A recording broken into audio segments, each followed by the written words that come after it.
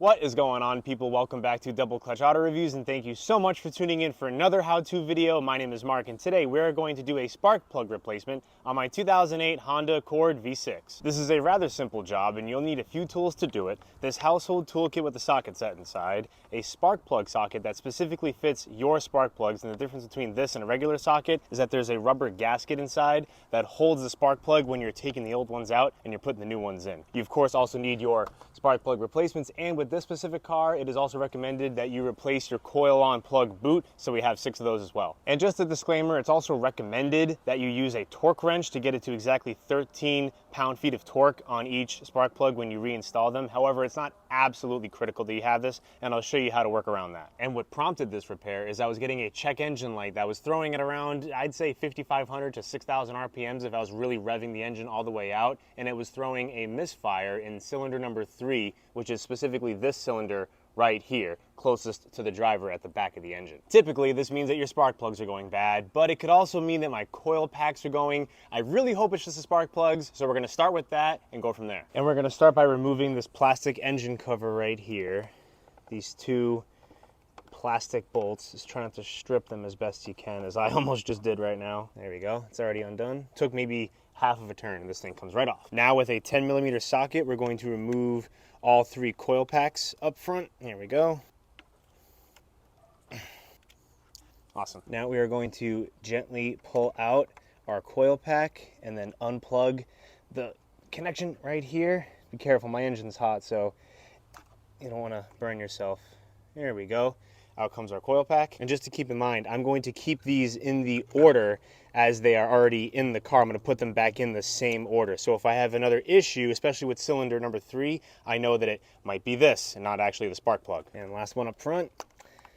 There we go. Now, with our socket set, I actually have 2 extensions on this, but nonetheless, it'll work.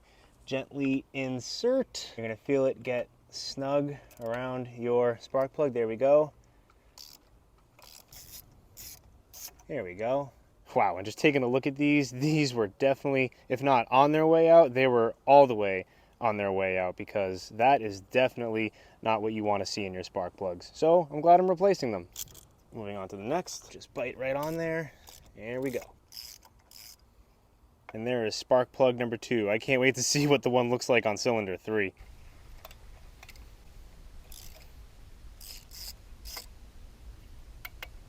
Alrighty. Damn, man, these were shot. And without further ado, we will pop in our new ones. Just check out how much nicer the new ones look compared to the old ones. Holy guacamole. And before you put these bad Larrys in, just make sure that that washer is right there. That's very important. Do not lose that. Popping these in. And these are already pre-gapped. I think it's 0.44. I'm not exactly sure. I will double check that and put it on the screen. But just make sure that you get ones that are either already pre-gapped or you get a gapping tool and do it yourself. That spark plug gap right there is very important as well. I recommend just getting pre-gapped because that just saves you one extra step. Pop this in just as such. Now, as I said earlier, it is recommended to use a torque wrench for this, of course. But a little trick you can use is you can get it down to snug and then do, just like this, 90-degree quarter turn. That's supposed to get it down to 13 pound-feet or roughly around that. I'm actually going to do a little bit extra. That wasn't quite 90 degrees, but that's okay. That's nice and snug. I don't want to go too hard at all. That should be perfect. Obviously, repeat the same process for the other 2. You could just spin it with your hand like this for the first several rotations, because you're not going to get much bite if you use the ratchet like the normal way. And then once you feel it get tighter, then you can just use the ratchet as normal.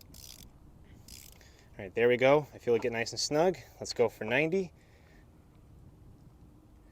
It's getting a little tight. There we go. That's definitely enough. Beauteous. Last one for this cylinder bank anyway. There we go. Okay, and then quarter turn. Awesome. Definitely enough for that one. And now for replacing the coil on plug boot. This is rather straightforward also. First, you're just gonna wiggle this off by hand.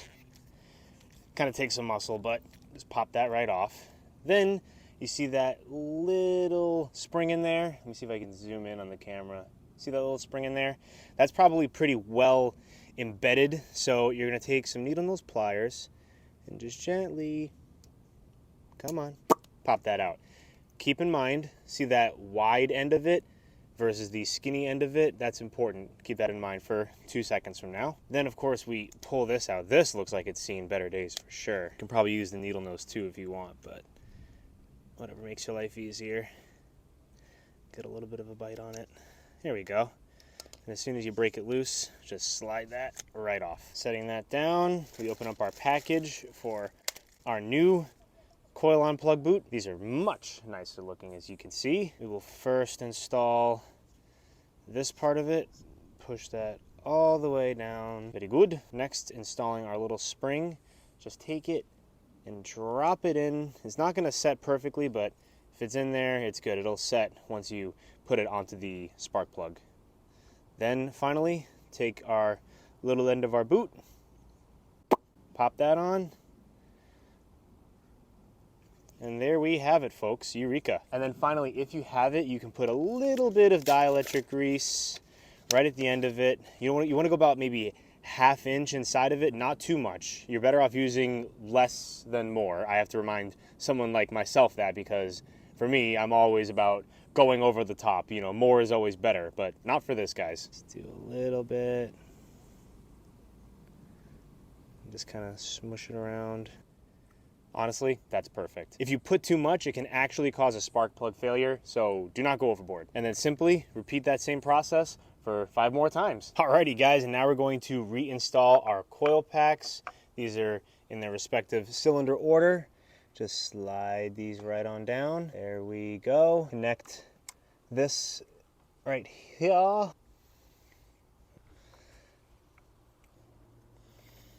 And numero tres. There we go. That was a little bit better of a click. All right, 10mm socket with our nuts and reinstall. Just gonna go nice and snug and then give it another little, yeah, there we go. Getting it down to snug and one final little turn. Awesome. And while we're at it, since we are done with this side, might as well reinstall the cover. Just line that up so you have access to your dipstick and the oil fill cap. Come on, guys.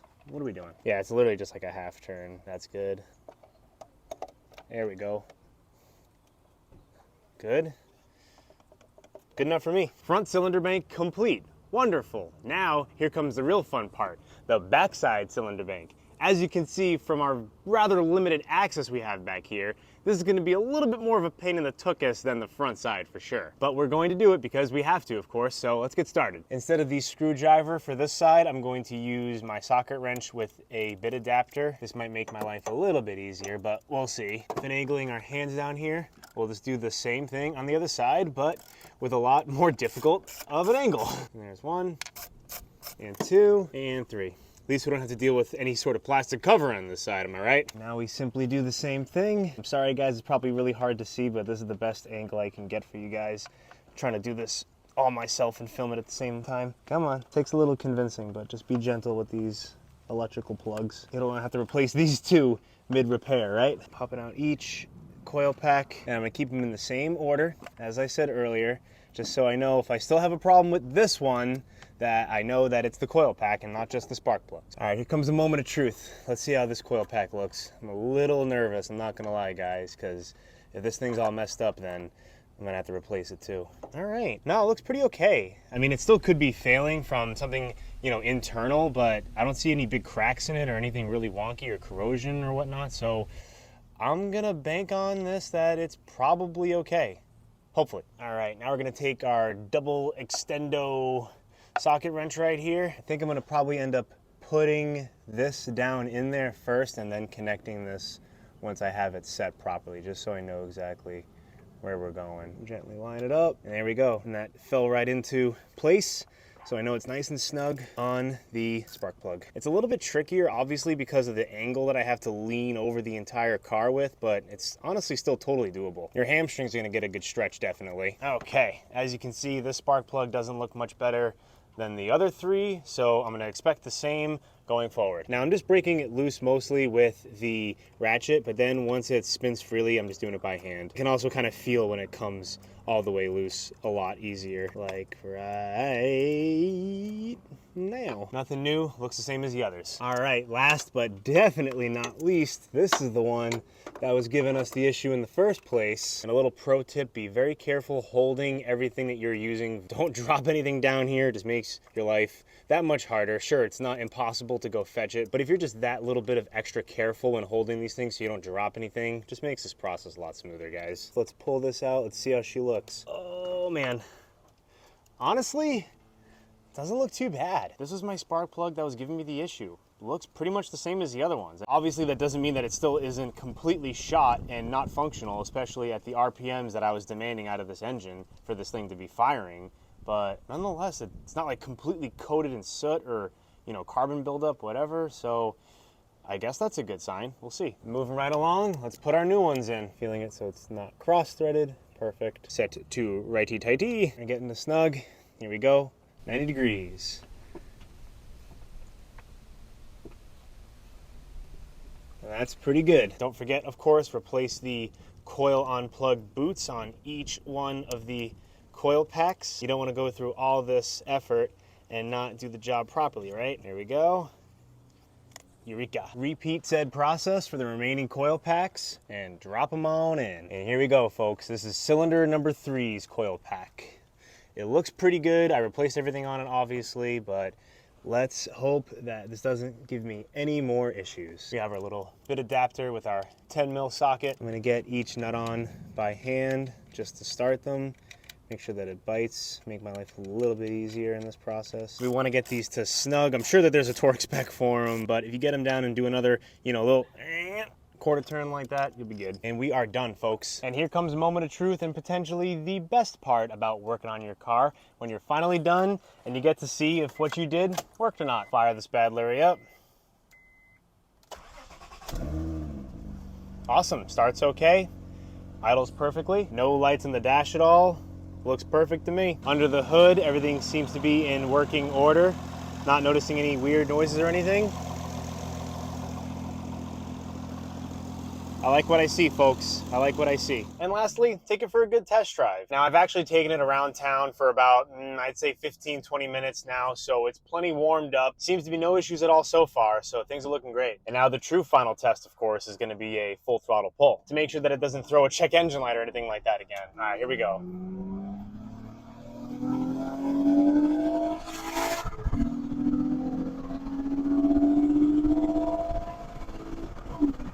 Awesome! All right.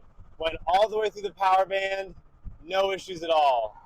That is great. Oh, I'm so happy. That was great, guys. Thank you so much for watching. I hope you learned something valuable, and I hope you enjoyed the video. If you did, please leave me a like, and also consider subscribing to my channel. It's free to you, and it really helps me out to grow, so I certainly appreciate it.